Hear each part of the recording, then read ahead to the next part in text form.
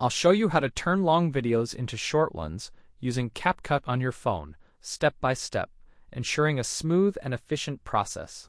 There are, you could say, two methods. The first is manual, where you have, for instance, a video that you need to shorten. As you can see here, it's quite simple. It's done easily and simply. Just tap on the video, carefully place the marker where you need to trim, and proceed with the editing. For example, trim this segment, tap on it, and delete everything. It's a straightforward process, as you can see here. This is done manually, but there's also an automatic way. Enter CapCut, and you'll find Auto Cut. Tap on it and select your video. This feature simplifies the process, allowing for quick edits without manual effort, as you can see here, making it efficient. For example, the video will be in this format. How does it work? It works when you add your video here and choose a different background.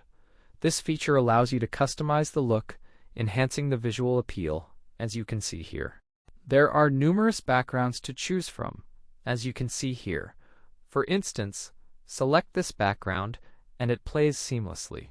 Or try this one, carefully choosing for 27 seconds, enhancing your video. For 13 seconds or perhaps 35, tailor it as you wish. Thank you all for watching. Best of luck to everyone, and goodbye. Take care.